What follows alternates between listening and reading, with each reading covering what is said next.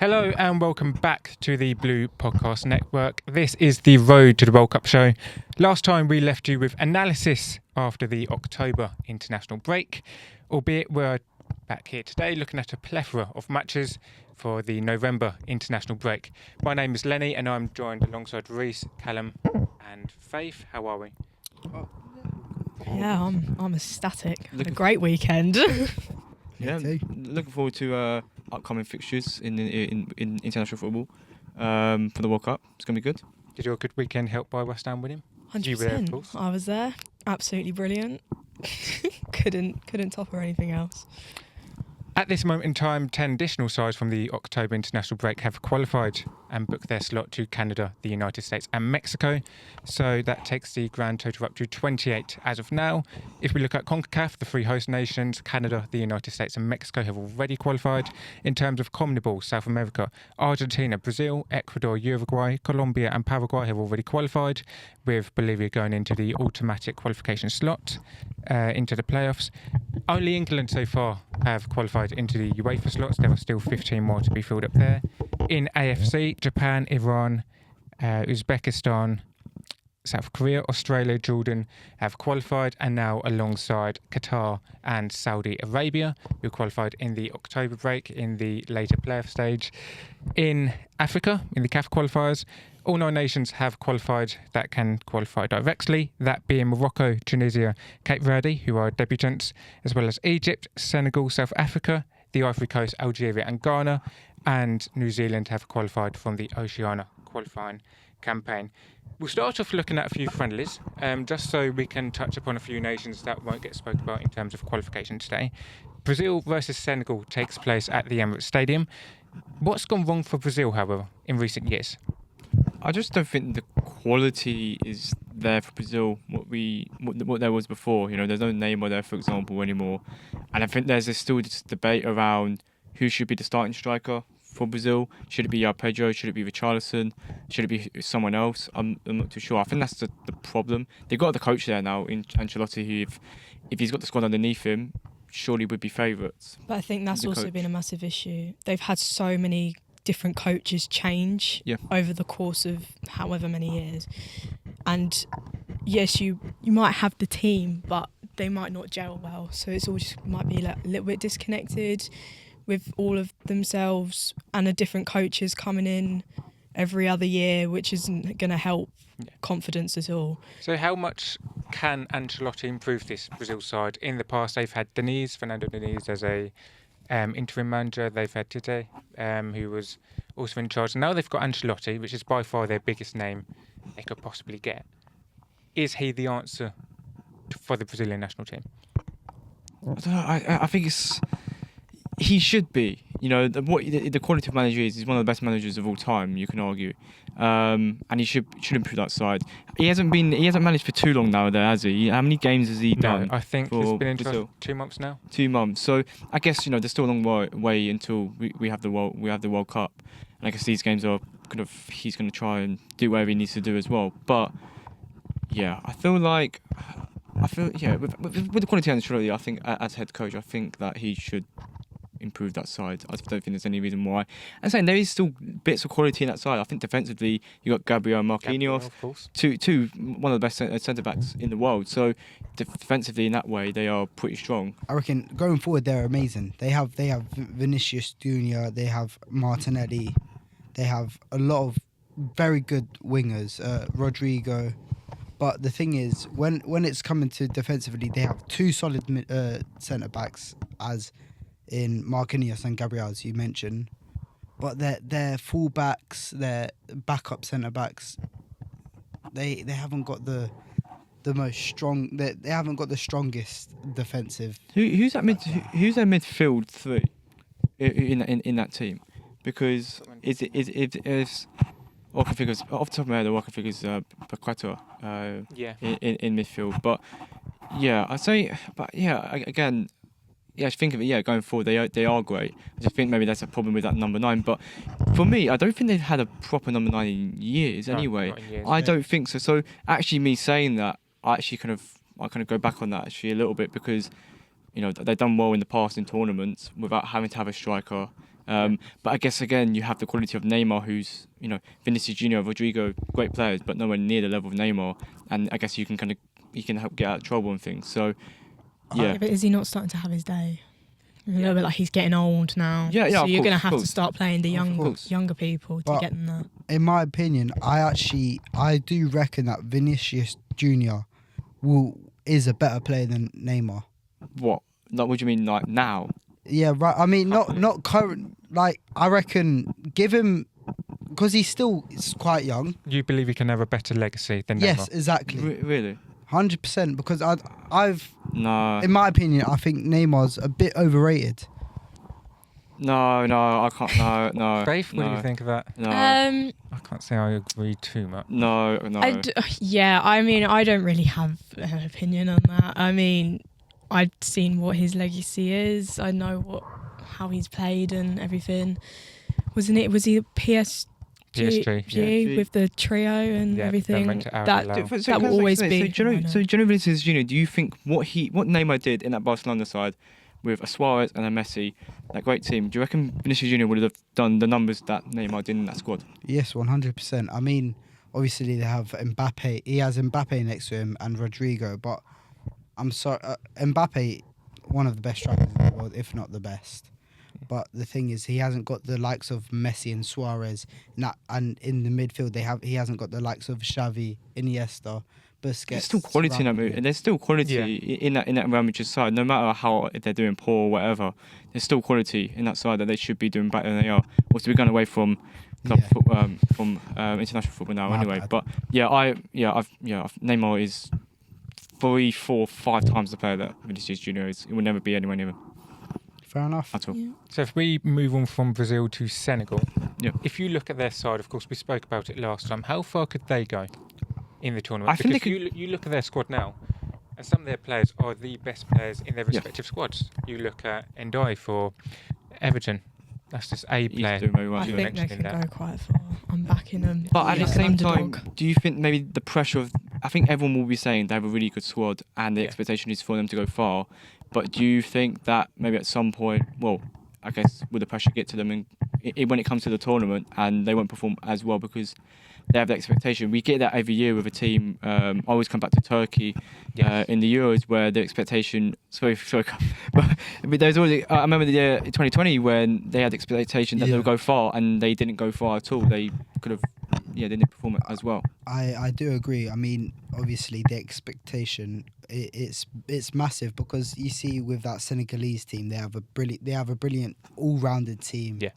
Defensively they might be a tiny bit weak, but I reckon. I mean, up front they are amazing. They have Mane. They've got Jackson, Ndiaye. He's doing really well at Everton so far.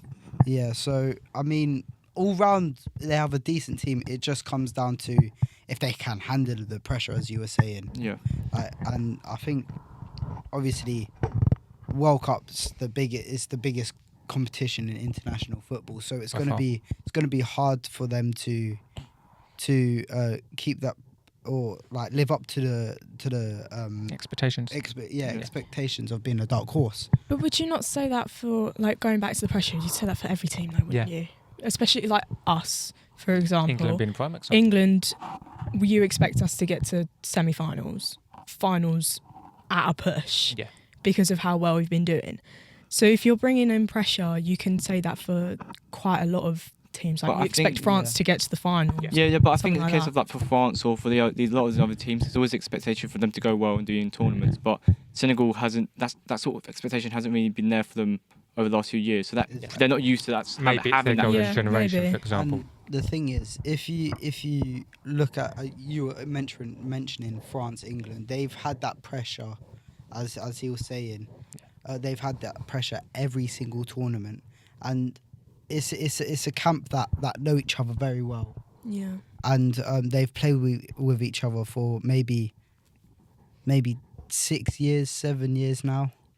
Some of them, and I just think they're able to live up to the pressure. But with a team like Senegal, or maybe in Ecuador or something like that, it's going to be harder for them to keep that pressure, like to live up to the standards that they're performing at now, because obviously They haven't had that light in the World Cup as much as the other teams. We'll touch on Ecuador quickly. They've got Canada in a friendly. Are we looking at 2 dark horses for the World Cup? Maybe not to go on and win the whole thing, but maybe in terms of the progression of how far they'll get. For instance, in Morocco in the last World Cup that we had, Croatia in 2018, Costa Rica 2014. Are we looking at sides that they may not have the best squads in the world, but can push and go really far? I think definitely, especially with Canada, with it being a home nation. You do have that added pressure of going quite far because you're a home nation.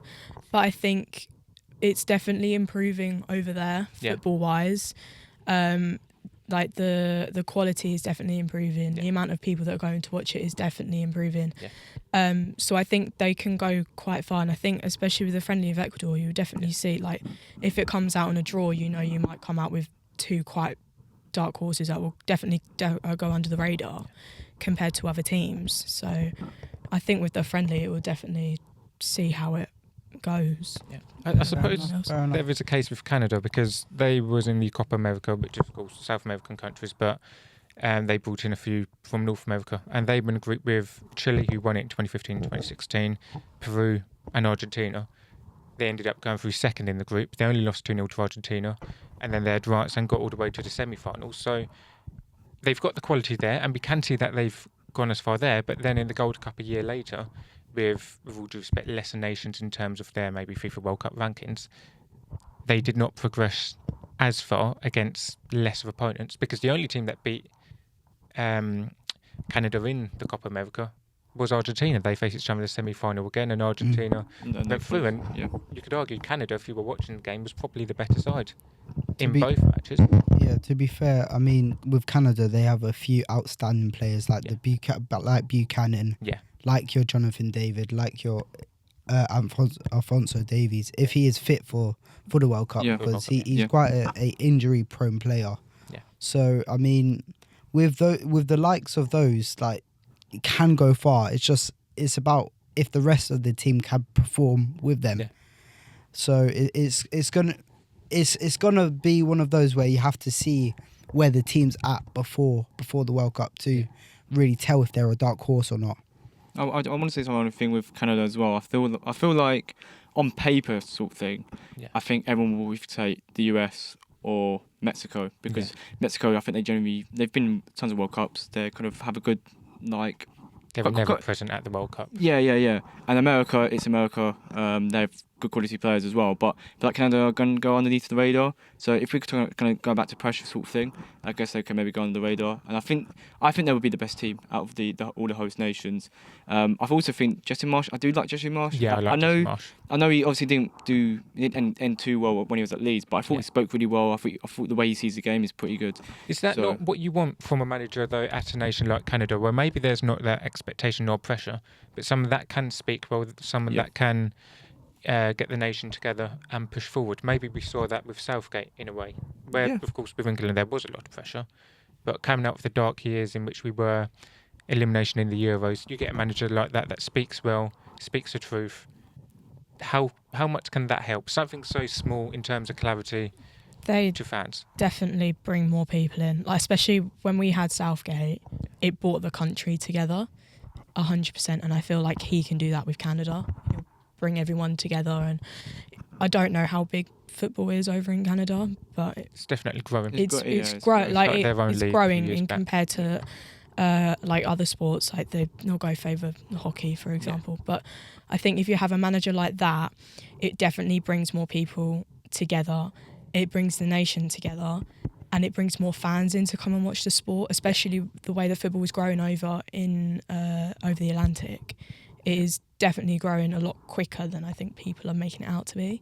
And with managers like that, it will 100% help. Yeah, because I guess as fans as well, we have that sort of belief where this whole momentum is kind of going towards Canada, where the sport is growing, and so. I mean, saying that if they can perform in the World Cup, it would lead to a lot of the young Canadians getting into football, and it might be looking bright for the Canadians going forward, because they might produce some amazing talents. Another country though that's produced amazing talent, Japan.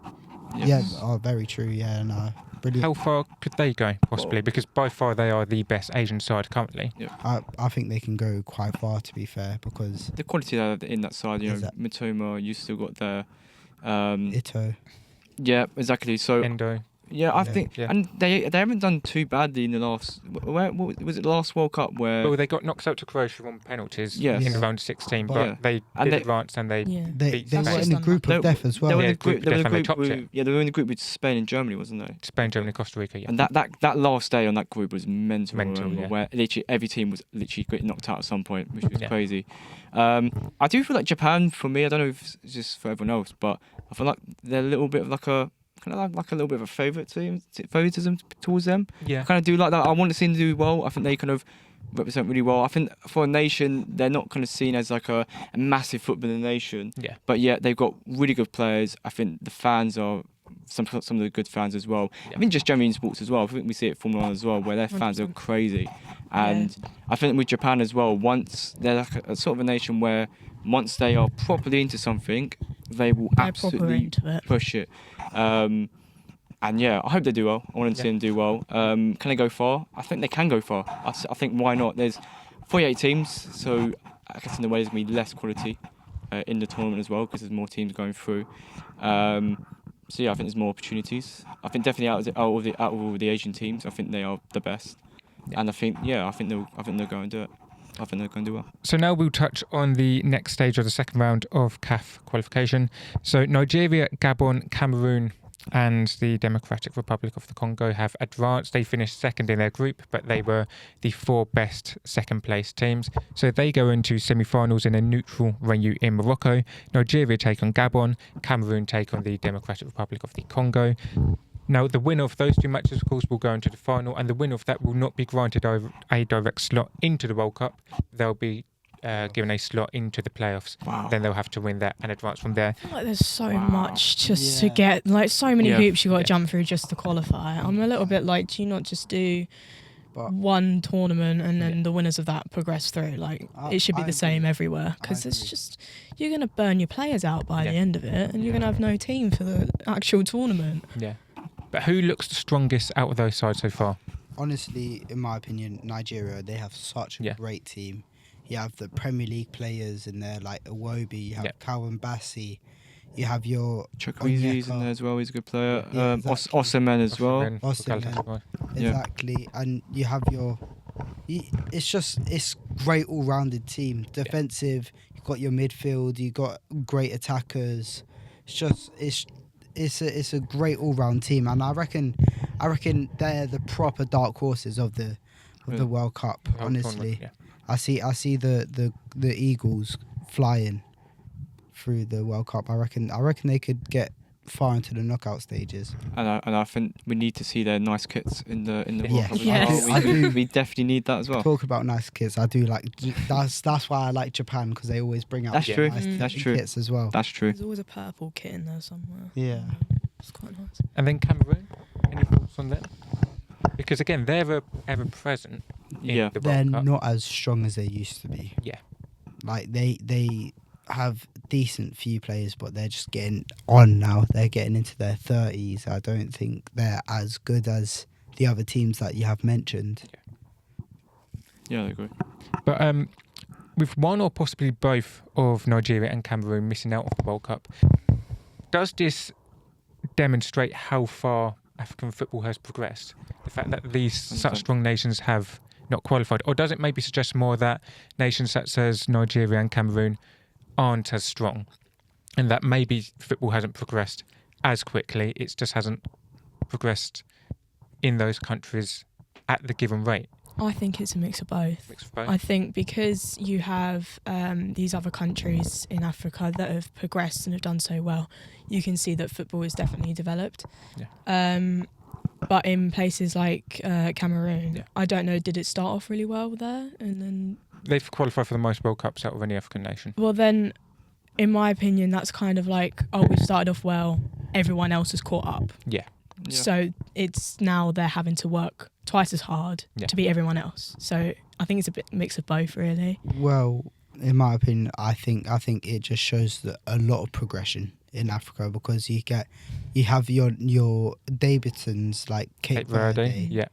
And I reckon they have a great team. Yeah. I mean, they went far in the last AFCON. Mhm. I think they have a brilliant team. You have so many African players coming into like the big top 5 leagues now. You got a lot of the African players in the Premier League, the Spanish league, and they're very, very good players as well. They're like maybe get into like world class status. Yeah. You have obviously players like your Osimhen's and stuff like that. Like I think there's a lot of progression in the African nations, and I mean it might be soon that one African nation could win a World Cup. I think we're getting closer than ever. We obviously seen Morocco go far in the recent one. So yeah, I'm glad to see all these African nations doing well and getting the appreciation, because they've always had the quality. And I feel like finally now they're kind of flourishing at the moment. So yeah, I'm looking forward to seeing. I do reckon one of the African sides will go far once again, and just kind of reiterating that kind of presence of Africa. And hopefully one day we can return to have a World Cup back in Africa. Yeah. Well, Morocco's got a few games in the 2030 World Cup. Yes, yeah. How's that? It's Morocco, Portugal, and Portugal, and Spain, but then Argentina, Paraguay, and Uruguay also have a few games because it's the 100th. Because it's I was going to say, is that because it's the 100th? I don't really like that. Yeah, no, I don't like it. Imagine you're a fan and you're having to go from Spain and then travel all the way to Argentina. Yeah, but not only that, you've got to think of the players. They're travelling different time zones. But I'm saying as well for the fans having to pay out all of that as well. But yeah, for the players, it's like the same argument with this one, having it across 3 different nations. And let alone America, you're in the same country and you're travelling 5 different time zones. Yeah. Like, it's the same argument across the board, but we're not in charge. Stick to one. Yeah. It's money. It's just money. Yeah. Definitely. And then we'll go into Asian qualifiers, where the UAE take on Oman in a 2-legged qualifier. Again, the winner of that will not directly qualify for the World Cup. They'll go into the playoffs. This was because they finished second best in their groups, containing Qatar, who qualified from Group A, and Saudi Arabia, who qualified from Group B. All games in Group A took place in Qatar. All games in Group B took place in Saudi Arabia. But now these matches will take place home and away.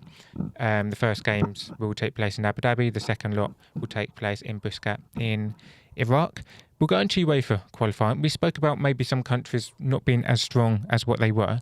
We'll talk about Germany. Northern Ireland beat Slovakia 2-0, so it keeps the pressure on Germany. They're both on level points at this moment in time, so it's all to play for in this possession. But Germany lead the way despite losing their first match to Slovakia. But given how close this is, could you not argue that Germany aren't back to their best as of yet? Is the gap between them and Spain, France, England, is it still increasing? Are they not able to bridge it as of yet? Because in 2014 they were world champions, and since 2016 they've never really been able to get back at that level.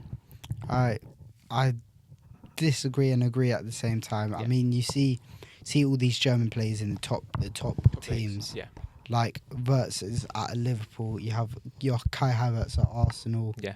You have a lot of these big name players at big teams. Yeah. It's just that I feel like it's just the age getting on.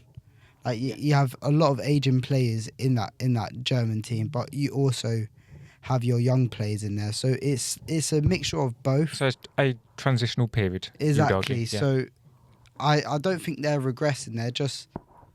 It's gonna take a couple of years for them to catch up, because they're just slightly behind the bigger teams, in my opinion. But the thing is as well with Nagelsmann, he's manager now, isn't he?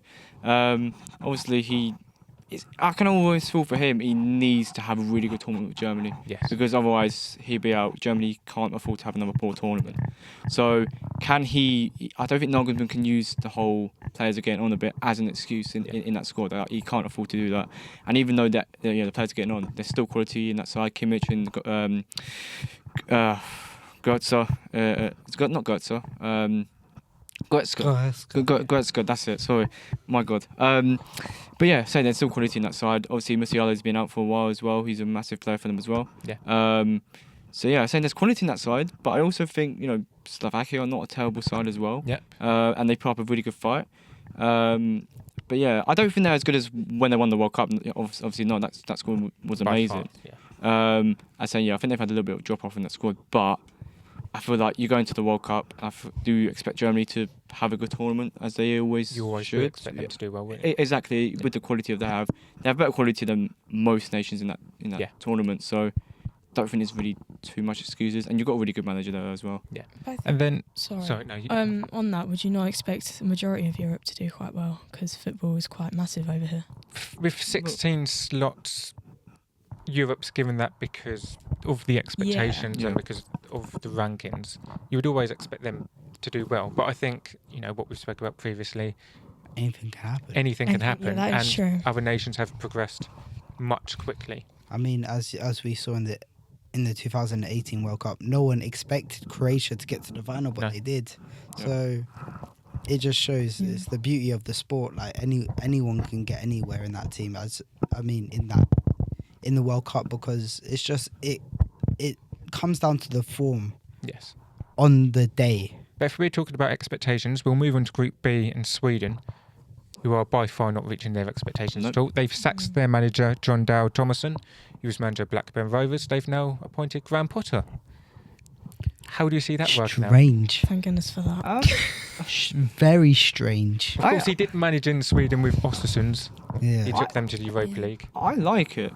I think for him, he will enjoy it. I think he doesn't have the pressure of managing week in, week out. Yeah. So he can kind of relax a little bit. But in terms of pressure, is there not added pressure now that they've got one more shot to qualify for this World Cup? They've got Gyökeres, they've got Isak. But Gyökeres is... They've got two of the best strikers in the world. Gyökeres isn't in the squad, that's Sweden squad now. That's going to be a little bit harder for them. I mean, to be fair, the way Graham Potter normally sets out his team, he normally plays the 4-2-3-1. I mean, that's what he did at West Ham. Yeah, we're not going to talk about that. Right, so...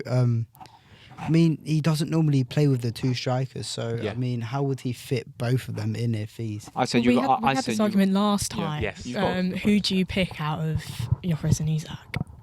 Who would you pick? I said on form you go Gyökeres, but I keep saying I don't think you should play two. You need to play one. Then it becomes into a fight. I mean, you can play Isak off the left. He has done that before. You can play Gyökeres off the left. He's played there before as well.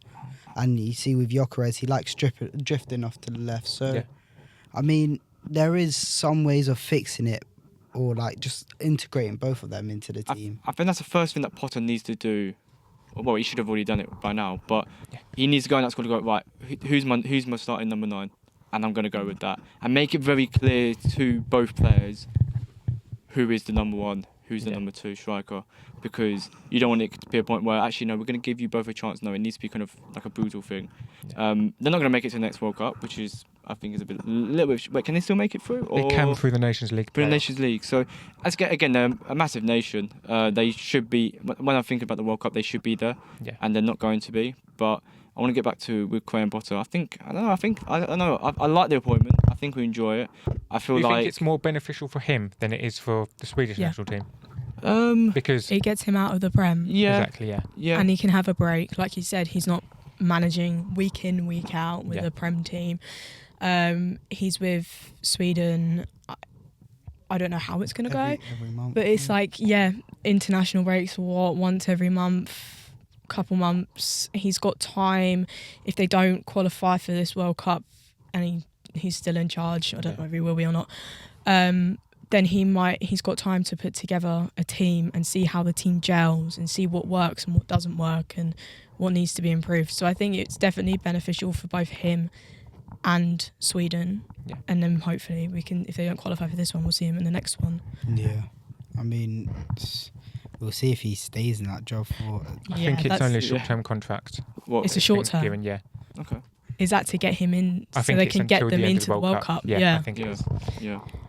I mean, there's one team I do want to talk about, and there's one bold prediction I want to make. Don't tell me it's Turkey.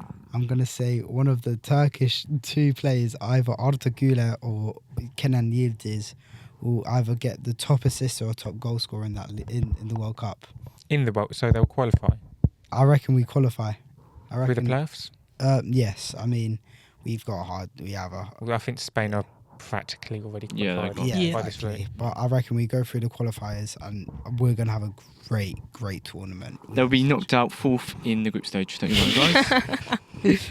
We'll get in So though to will nations that are currently sat second in their qualification campaign. So Group C, Scotland are sat second. They're level of points with Denmark, but do they have enough to qualify?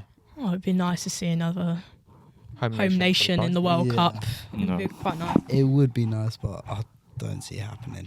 Like, Do you know? I don't think they have. How far the is quality? Greece? Who's in the, is it Greece? It's Denmark that's top. They've beat Greece at home. How far are Greece off them? I think if I go back, Greece are 7 points off them, so they're Yeah. nowhere near in contention. No. It is no, now just so- between Denmark and Scotland. And second go through qualifiers, right? Second go through the qualifiers. Yes. I think they'll definitely qualify. You think they definitely will qualify? I don't see them having enough quality. They have a good few players. They have the TNE. You have your McGinn. But their home form, if I link this to the Premier League, Sunderland do not have the best squad in the league. But their home form has been very instrumental to how well they've done this season. You can say the same for Newcastle. Yes, their squad's very good, but their home form is instrumental to why they're going on when they beat PSG 4-1 in the Champions League. So Scotland, Hampton Park, could you not say this home form would be integral for them to qualify? It's very cold up there, isn't it? So Yeah, other but teams Denmark going at there home, will struggle a little bit. I think they'll be fine. I think I know we spoke last time about Scottish fans being very critical of the way they play. Yeah. But it seems to be working. That sort of kind of pragmatic style. Yeah. It works in international football. Yeah. It just does. I We've think seen it they'll with pull something out of the bag. I think they'll just qualify? go and win it. Well, not win the World Cup, but like Yeah. get. Yeah, I think that's a bit of a bold. No, they're winning the World Cup. I don't think they're gonna obviously win the World Cup, but I reckon they'll definitely qualify. I reckon they'll just pull something out of the bag and go, Yeah. "Hello, we're here. Nice to see you all." Not a bad qualification record as of Scotland recent in forever. terms of Euros, have they? 2020 they qualified, they beat Serbia away in penalties. Yeah. Mm. They qualified in 2024, though they didn't do much in either of those campaigns within But the actual tournament it itself. shows that they can qualify and Yeah. get there. And they've They got just experience need as to. well. They've got experience. They just need to work on the, I'd say, pressure side of it and Yeah. be in front and stage. Do you know what I mean? Yeah, I mean, I say there's more pressure on them qualifying than actually in the World Cup because Because of previous expectations and Yeah. previous Exactly. performances. but Yeah. I just don't see them qualifying. Honestly, I think there's better teams that are going through the qualifying stages than Scotland. in my Yeah, it opinion. does. I think it does depend on who they actually get. Well, as if, well. if we have a look through a few more, France have basically qualified in Group D. They haven't mathematically qualified yet, but they are 3 points ahead of Ukraine, and you would expect France will convincingly Yeah, that's top not a that shock. group. In Group E, Spain, again, practically qualified there, yet to even concede a goal, much like England. And we spoke about them last time with who they choose in goal. Is it David Raya? Is it Unai Simon? Yeah. I reckon they should go for Raya. You think Raya? Yeah, 100%. In Group F, again, Portugal, they've practically qualified. Hungary, at the stage, was able to pull a result back against Portugal, meaning they're still in contention, but there's still, I think, a 4-point difference between them. So Portugal, Where is Ireland in that? they're third Ah, in the group. how far off? They currently sit on 4 points. Portugal are on 10. Yeah. So Oh. they would have to massively depend on results, and Yeah. that again Boo-hoo. doesn't help them at Por- all. Portugal, sorry. I'm guessing they're definitely on form. They're definitely in form, yeah. Yes. Ronaldo wise, Yes, is this potentially his last Can World Cup? Can I just say, it's got to be. 100% when the qualifiers happen, or when they do the pot and Yeah, Yeah. whatever that is. I can't think at the moment, but I think December. yeah, I was okay, not too far away then. Yeah. But 100% Portugal and Argentina will be on the opposite sides of the draw. Yeah. 100%, and then that will happen, and then now it's oh wait, Messi and Ronaldo can meet in the final of the World Cup. But it's No, not. I don't. I It's don't not think that's gonna- going to happen. It's not going to happen, but I think somehow they end up on the I opposite. do think this side is of the draw. Portugal's best squad in years. Probably maybe the best squad Ronaldo's played with in terms of the national team, because not only have you got the players coming through, such as you look at the PSG squad, João Neves, Vitinha. And then you've also got that experience with Ronaldo, who's been there several times and Euros several times. Agreed. Yeah, I think it is the best or one of the best squads. I mean, they have an aging defence, but the very young midfield and up front it's quite young attack as well. Yeah. So I do see them doing well. It's just that is Ronaldo, like, is he going to be good enough for it? Yeah, how much is he going to get played as well? Exactly. Like, He'll play. but if he gets one injury, that could potentially, because of how old he is, that could potentially be it. But Ronaldo's he's a machine. Yeah. He'll walk through 5 he has to get into that team. Like he will do anything to get. For me, there. I'm more concerned with Roberto Martinez as manager, because obviously he had this golden age with Belgium and didn't do what he should have done with there, which was even make it to a final. They never did that. That Belgium team was crazy, to be fair. So, although in all fairness, 2018 they got knocked out to the eventual champions France. In 2020, in the Euros, they got knocked out to the eventual champions in Italy in the quarterfinals. Of course, 2022 was incredibly poor for them. They got grouped. But again, you look at the sides that were in that group. You've got Croatia and Morocco, both of which went on to the semi-finals. But at the end of the day, I know you say that about the tournament when they've been knocked out by the eventual winners, but at the end of the day, they should be on the end of those results with the squad they've had and in their own expectations as well. So again, I get that, but they've underperformed themselves. But I feel like it just all depends on what Roberto Martinez. He's obviously getting the best out of the squad right now. It's just where he can kind of translate that into the actual tournaments. But yeah, I'm looking forward to Portugal. I would probably put them up there as one of my favourites for the tournament. I'd love to see Ronaldo go and win a World Cup. If we look at Group G, H and I very quickly, the Netherlands are all practically qualified. In terms of Group H, Austria, with Ralf Rangnick in charge, practically qualified. They did beat San Marino 10-0, but then they went on to lose the match after that.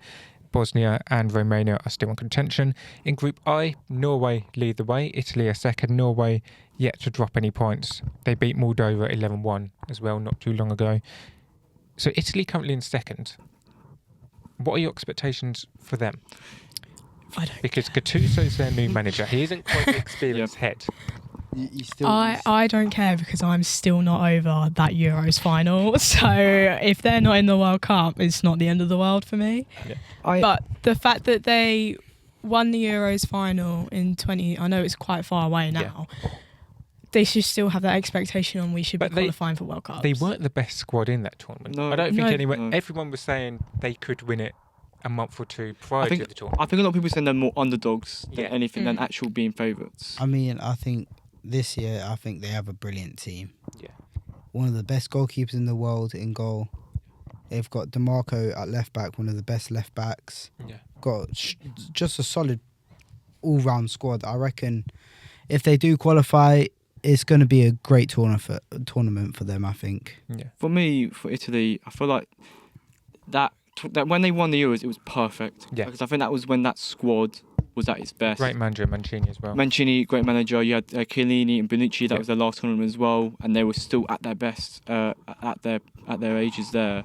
So I feel like since then they've kind of gone on to like a little bit of a drop off. Those players have kind of moved on. I was going to say they didn't qualify for the next one. No, next two even. Yeah, no. next the two. last time Italy won or even got into the knockout stages of a World Cup was 2006. Oh wow! So an awfully long time ago. 19 years ago. Yes. Yeah. And then they went on to win it. Yeah, I was trying to say that's the year they won, wasn't it? Who knows? I mean, if they can pull the same thing that they did out of the bag 19 years ago, then go for it. But yeah, I don't really have an opinion on Italy. And then just to wrap up now with the final games in the UEFA qualification campaign, Belgium lead the way, though it's not been easy for them. North Macedonia and Wales are on their tail. In Group L, we'll jump to that because Croatia are very close to qualifying. And then Group K, England are the side that have qualified, but we do not have time to speak about them as of now. But they will play their final two qualification matches by the end of the next time we do the Road to the World Cup show. So we will be able to analyse that next time. So please join us for that. Thank you to Faith, Callum and Reese for joining me today. And we will be here next time to bring you all the news on the Road to the World Cup. Subscribe and like the video and be back for more.